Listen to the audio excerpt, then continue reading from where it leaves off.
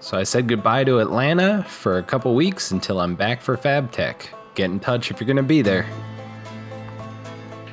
Alright guys, I am here in Memphis, Tennessee with Caleb from You Can Make This Too, and we're gonna team up to make a pair of awesome signs. So, let's go.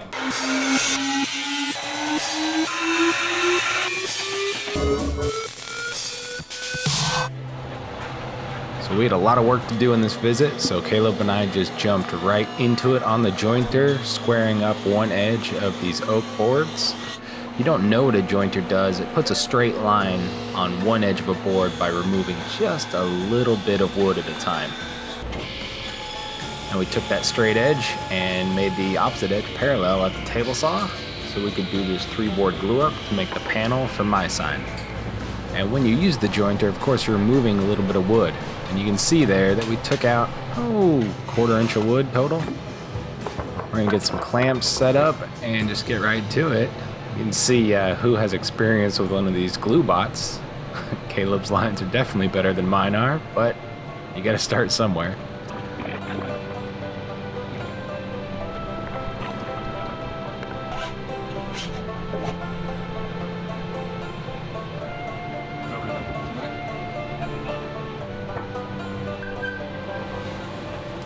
And with my panel and clamps, we moved over to cutting the background for Caleb's sign out of this burly plywood. I'm calling it Damascus wood. Trademark.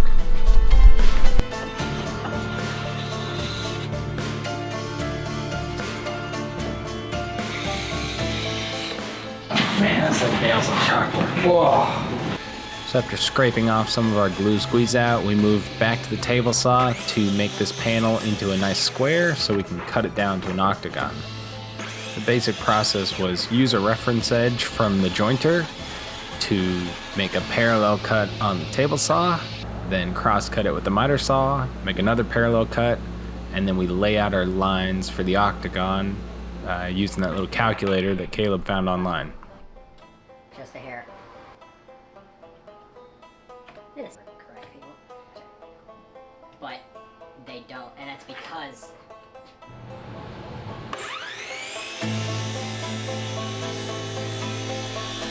So let's compare techniques here between someone that woodworks every day and me. Caleb makes a nice little score cut before he cuts the rest of the way through the board, and I just chop right through it. Which leads to Caleb needing to grab a hand plane and clean up the edge that I just cut right there.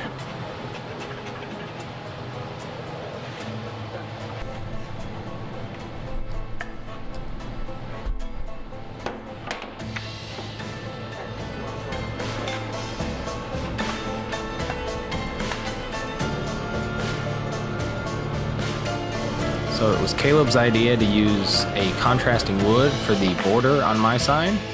And we're gonna go over the table saw and you'll see that kickback is a problem.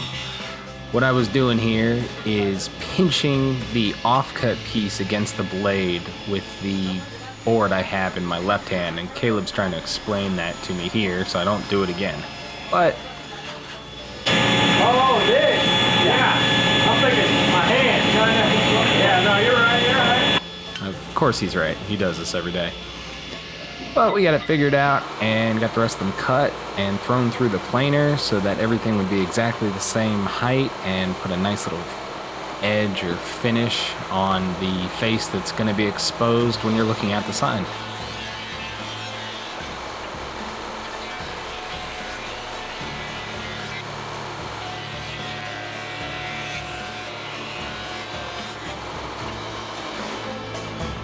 So for an added finish, Caleb wanted to hand plane all the pieces that we just machine planed. So we butted them up against these hard stops in his assembly table. That's a cool table. You guys should check his video out, card here. And then I knocked a 22.5-degree angle onto one end of each piece, because that's what we need for half of the 45 around the outside of an octagon. Now, I couldn't help but laugh during the edit as you see me sanding, these kids yelling, and the look of a dad who's used to never having any quiet. No, but really, Caleb's kids were some characters, and these boys are gonna have an awesome upbringing, being able to get in the shop and actually learn how to use tools. Something not a lot of kids are getting anymore these days. I'm thankful that I did.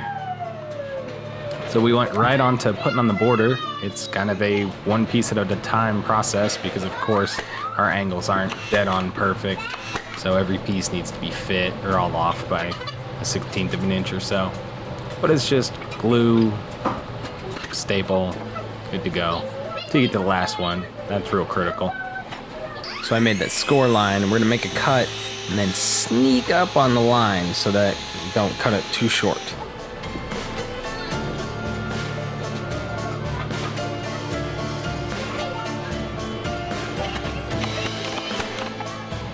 I use a punch to drive all these nails below the surface of the wood so we can come back and fill those holes with wood putty as well as clean up the joints there.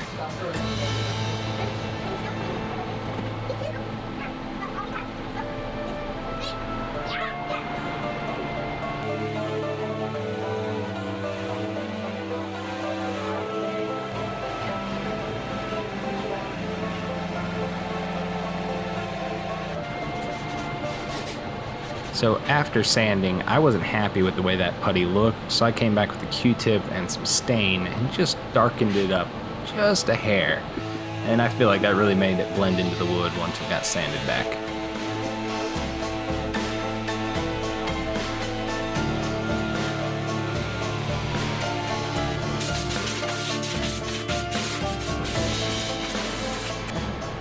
As we were in a bit of a rush when we were putting these signs together, we didn't have time to go get the exact nails that we needed for that nail gun, so we used some ones that were a little bit longer and a couple of them shot through the back of the sign. But hey, I've got an angle grinder and nobody's gonna see the back, so who cares? Rub it on and pour it onto the other, so it doesn't matter. And then Now we're on to my wife's favorite part of every woodworking project, watching the finish go on.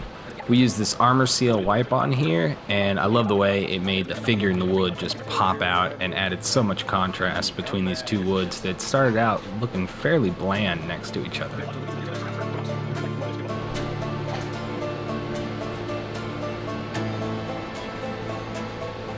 So Caleb's been working with Rockler in a couple projects, and they sent him out these bench cookies and painter's triangles. I've never really been one for bench cookies. They've always just seemed a little gimmicky.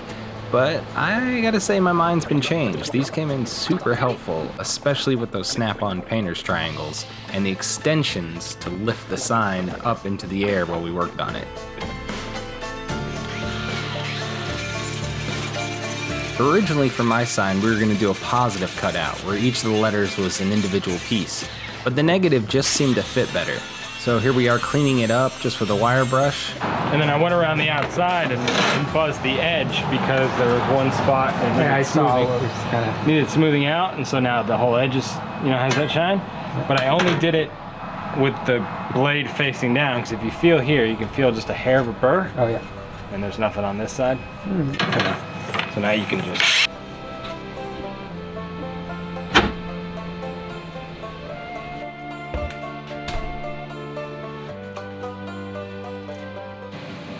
Alright. Oh, so I don't know if you care. I would rotate this to be in line with the wood grain. I don't know if you did it different on purpose or not, but... Nope, you're right. I think it'd look a little better. Well, we get the woodworker here. He screwed it up, so now we gotta start over.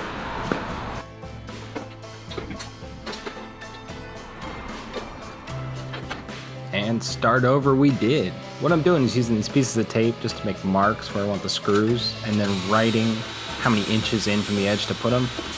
These screws are not location critical, so that was a close enough system.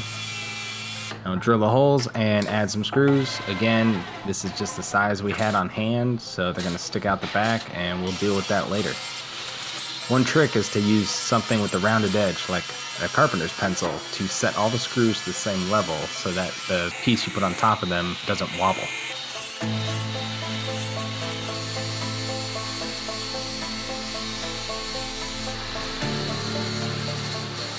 With those screws all at the same height and some 5-minute epoxy, 7 little drops of epoxy will hold this sign face on, and they survived 1,000 miles of driving to get back to Oklahoma City, so color me impressed.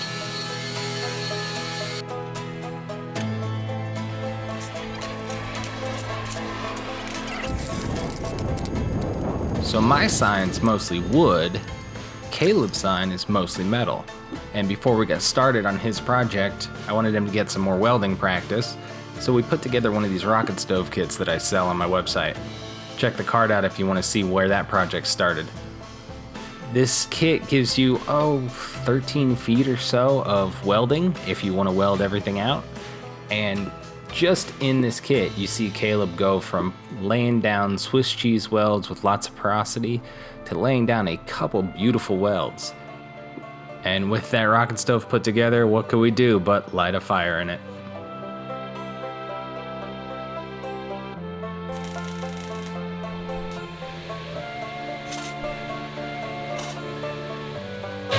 Yeah, you'll do well there. All this stuff on the edge you can take care of with the bevel. Okay. So with his practice out of the way, Caleb got right into making some custom-sized angle iron for his sign. I didn't get a whole lot of footage of his build, so you're gonna need to check his video out on his channel. But of course, here's a couple sneak peeks from his Instagram. All right, guys, there it is. Just cost us a couple days of work and one shirt. You guys should definitely go check out Caleb's channel to see our build of his sign. So you can make this too. I'm gonna have a link to the subscription right about there. Look forward to having you guys on the next one. Thanks for stopping by.